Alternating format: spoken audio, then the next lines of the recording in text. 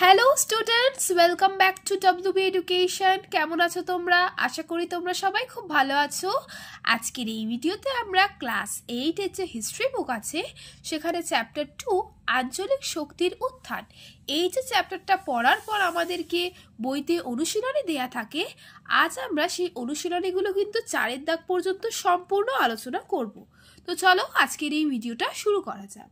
প্রথমেই একে দেখো আছে ক স্তম্ভের সঙ্গে খ স্তম্ভ মিলিয়ে লেখো। তো প্রথমে আছে দেখো ক স্তম্ভে অযোধ্যা। তো অযোধ্যার সাথে আমরা কোনটা ম্যাচ করব? তো অযোধ্যার সাথে আমরা ম্যাচ করব হচ্ছে সাদাত খান। ঠিক আছে, আমি এখানে 1-1 দিয়ে দিচ্ছি, তার মানে 1-1 মানে হচ্ছে অযোধ্যাটা হচ্ছে সাদাত খান। তারপর হচ্ছে 2টা হচ্ছে 1764 খ্রিস্টাব্দ। তা এটা হবে হচ্ছে বক্সারের যুদ্ধ। আমরা সবাই যদি ভালো করে পড়ে থাকি এই চ্যাপ্টারটা, তাহলে আমরা জানবো যে 1764-তে হয়েছিল কি না বক্সারের যুদ্ধ। 3 নম্বরটা হচ্ছে সত্যবিলোপ্রীতি, এটা হবে লর্ড ডালহৌসি। ঠিক আছে। 4 নম্বর হচ্ছে লাহোরের চুক্তি। তো লাহোরের চুক্তিটা হবে দেখো প্রথম ইংসিক যুদ্ধ।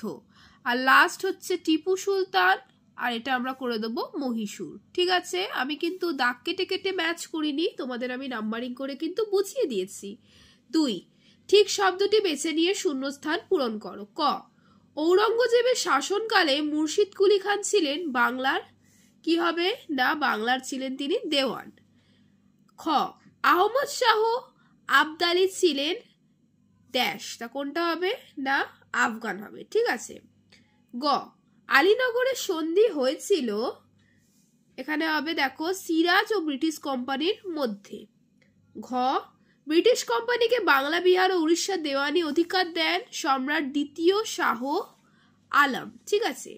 ও, স্বেচ্ছায় অধীনতামূলক মিত্রতা নীতির মেনে নিয়েছিলেন, এটা হচ্ছে দেখো নিজাম।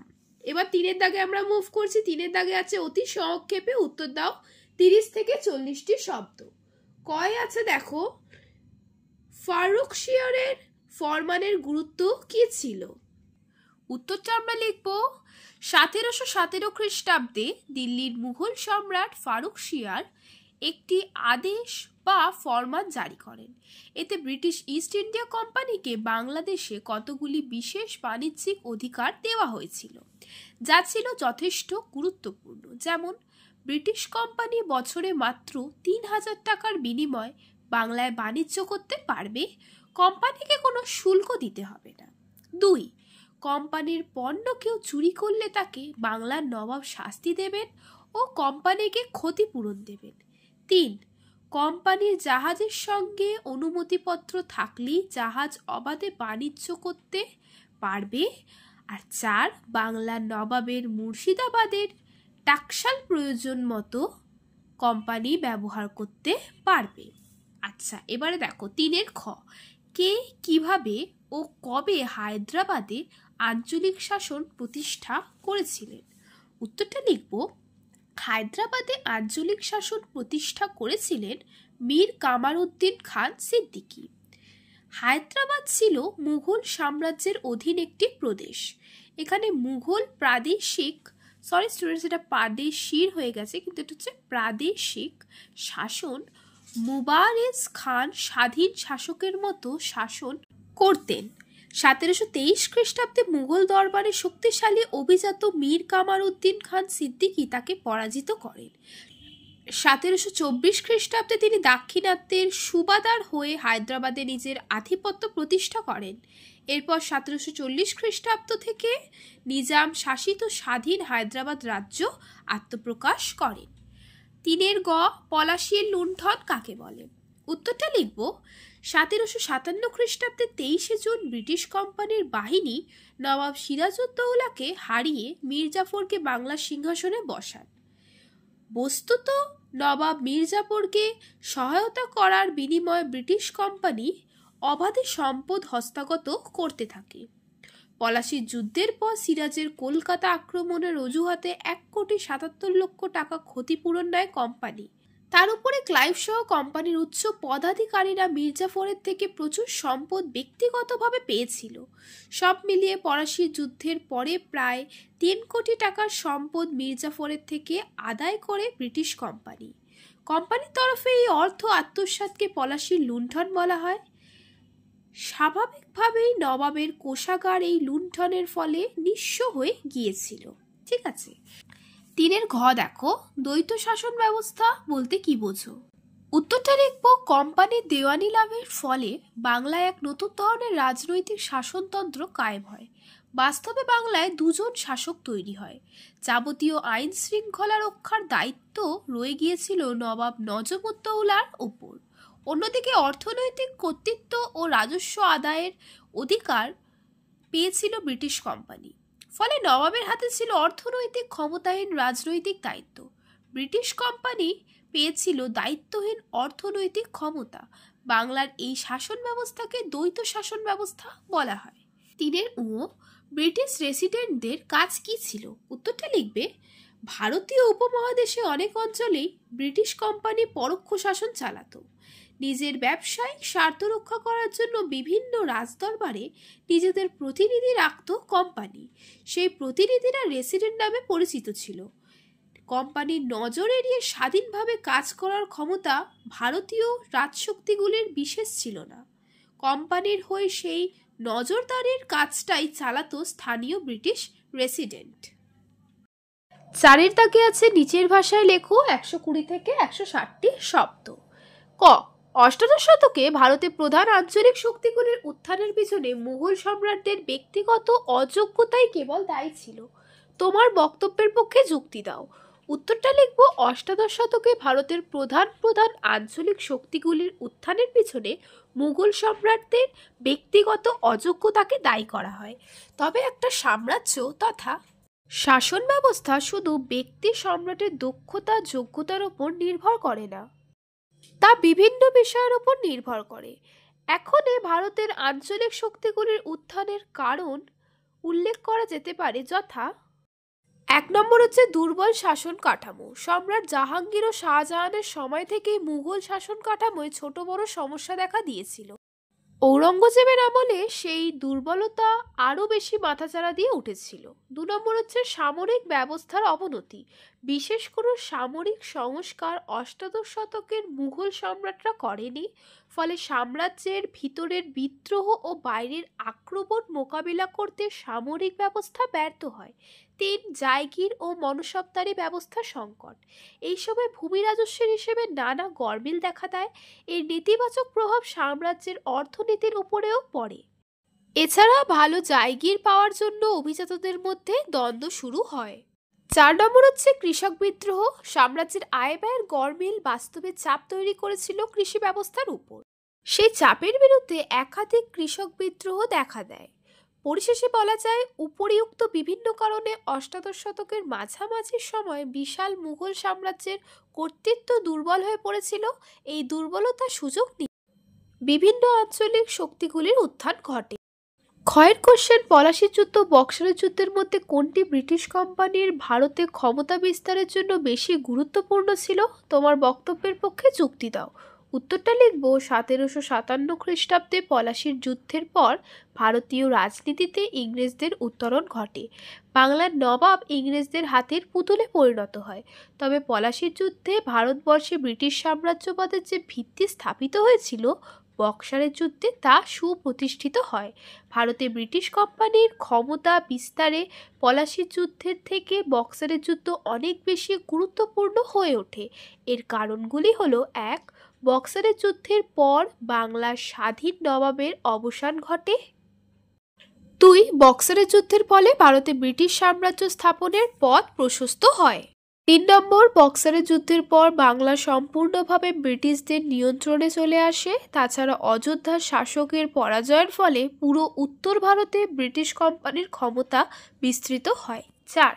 বক্সারের যুদ্ধ ভারতীয় রাজাদের দুর্বলতা প্রকাশ করে দেয়। ফলে সাম্রাজ্য বিস্তারে ইংরেজরা আত্মবিশ্বাসী হয়ে ওঠে। 5. বক্সারের যুদ্ধের পর ইংরেজরা বাংলার বুকে একচেটিয়া শোষণ ও লুণ্ঠন শুরু করে। ফলে বাংলার আর্থসামাজিক পরিকাঠামো ভেঙে পড়ে। পরিশেষে বলা যায়, পলাশী যুদ্ধের জেতার পর ব্রিটিশ ইস্ট ইন্ডিয়া কোম্পানি ভারতবর্ষে ক্ষমতা বিস্তারের যে বীজ বপন করেছিল, বক্সারের যুদ্ধের পর তা অঙ্কুরিত হয়ে ডালপালা বিশিষ্ট বৃক্ষে পরিণত হয়। গয়ের কোশ্চেন, মীর কাসিমের সঙ্গে ব্রিটিশ কোম্পানির বিরোধের ক্ষেত্রে কোম্পানির বণিকদের ব্যক্তিগত ব্যবসার কী ভূমিকা ছিল? বাংলায় দ্বৈত শাসন ব্যবস্থার প্রভাব কী ছিল? উত্তরটা লিখব ব্যক্তিগত ব্যবসার ভূমিকা। প্রথম দিকে ব্রিটিশ কোম্পানি মীর কাসিমের পদক্ষেপগুলি নিয়ে বিশেষ ভাবিত ছিল না, কিন্তু ব্রিটিশ কোম্পানির কর্মচারীদের ব্যক্তিগত বাণিজ্যকে কেন্দ্র করে মীর কাসিমের সঙ্গে কোম্পানির বিবাদ শুরু হয়। কারণ এক, কোম্পানির বণিকদের তরফে বেআইনি ব্যবসার ফলে বাংলার অর্থনীতির সমস্যার মুখে পড়েছিল। দুই, একদিকে কোম্পানির শুল্ক ফাঁকি দেওয়ায় নবাবের প্রাপ্য রাজস্বে ঘাটতি পড়েছিল। আবার তিন, অন্যদিকে দেশীয় বণিকরা শুল্ক দিতে বাধ্য হওয়ায় অসম প্রতিযোগিতার মুখে পড়েছিল। তাছাড়া অন্যান্য বিদেশি বণিক গোষ্ঠীও ব্রিটিশ কোম্পানির ক্ষমতার অপব্যবহার নিয়ে নবাবের কাছে নালিশ জানাতে থাকে। শেষ পর্যন্ত নবাব দেশীয় বণিকদের উপর থেকেও বাণিজ্য শুল্ক তুলে নেন। ফলে অসম প্রতিযোগিতার হাত থেকে দেশীয় বণিকরা রক্ষা পেলেও নবাবী কোষাগার অর্থ সংকটের মুখে পড়ে। দ্বৈত শাসনের প্রভাব। বাংলায় দ্বৈত শাসন ব্যবস্থার প্রভাব সম্পর্কে বলা যায়, দ্বৈত শাসন ব্যবস্থার ফলে বাংলায় দুজন শাসক তৈরি হয়। রাজনৈতিক ও নিজামতের দায়িত্ব ছিল বাংলার নবাবের হাতে। অর্থনৈতিক কর্তৃত্ব ও রাজস্ব আদায়ের অধিকার পেয়েছিল ব্রিটিশ কোম্পানি। দুই, নবাবের হাতে ছিল অর্থনৈতিক ক্ষমতাহীন রাজনৈতিক দায়িত্ব এবং ব্রিটিশ কোম্পানির হাতে ছিল দায়িত্বহীন অর্থনৈতিক ক্ষমতা। তিন, ক্রমে দেখা যায় নিজেদের বাণিজ্য চালানোর প্রয়োজনে ব্রিটিশ কোম্পানির ব্রিটেন থেকে মূলধন নিয়ে আসার পরিমাণ হ্রাস পেতে থাকে। বাংলার রাজস্বই কোম্পানির ব্যবসায় লগ্নি করা হয়। চার, এই সময় ব্রিটিশ কোম্পানির একমাত্র লক্ষ্য ছিল যত বেশি সম্ভব রাজস্ব আদায় করা। এর ফলে 1770 খ্রিস্টাব্দে বাংলায় ভয়ানক দুর্ভিক্ষ দেখা দিয়েছিল। পরিশেষে বলা যায়, বাংলায় দ্বৈত শাসন ব্যবস্থার প্রভাবে সামাজিক, রাজনৈতিক, অর্থনৈতিক সমস্ত ক্ষেত্রে নানা পরিবর্তন ঘটেছিল। ঘ, ভারতে ব্রিটিশ কোম্পানির আধিপত্য বিস্তারের ক্ষেত্রে অধীনতামূলক মিত্রতা নীতি থেকে সত্ত্ববিলোপ নীতিতে বিবর্তনকে কিভাবে ব্যাখ্যা করবেন? উত্তরটা লিখবে, ভারতীয় উপমহাদেশে কোম্পানির শাসন বিস্তার প্রক্রিয়ায় অধীনতামূলক মিত্রতা নীতি ও সত্ত্ববিলোপ নীতির গুরুত্বপূর্ণ ভূমিকা ছিল। অষ্টাদশ শতকে ভারতীয় উপমহাদেশের রাজশক্তিগুলির মধ্যে অনবরত দ্বন্দ্ব চলত। প্রত্যেকেই নিজের শাসন এলাকা ও সম্পদ বাড়াবার উদ্যোগ নিত।